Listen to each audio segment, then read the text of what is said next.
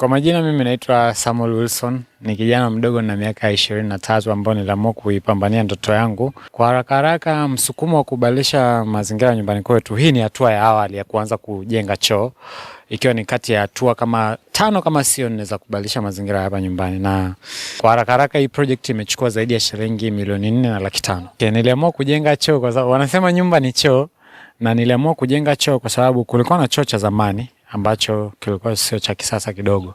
Tukasema tukibadilisha, lakini pia sababu nyingine ambayo niliamua kuanza na choo kwa sababu kilikuwa kimekaa nyumba kwa mbele ya nyumba, of which hata kama ukiingia nyumba inakuwa haina muonekano mzuri. Ilikuwa sio ndani ya mwaka kupinduka, lakini ni kwa mfano nilisema hivi, nitakuwa mtu wa kwanza kubadilisha mazingira ya nyumbani kwetu ndani ya miaka 5. Kuanzia tarehe 17 mwezi wa 10 2025 mpaka tarehe 17 mwezi wa 10 2030 saa 7:03 mchana. Kwa hiyo hii ni procedure ya kwanza. Nimeanza na choo, lakini sikutegemea kama ingekuwa ni haraka. Nimeanza na choo, nitabadilisha mazingira nyumbani kwetu ya kuanzia muonekano wa nyumba. Nitaweka geti. Natamani pia nimjengee mama nyumba ya kuku. Maza anapenda sana kufuga kuku. Afu hapa itakaa parking ya magari.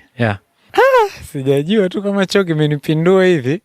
Sijajua kwa kweli, labda hapo mpaka nikae na mkandarasi, lakini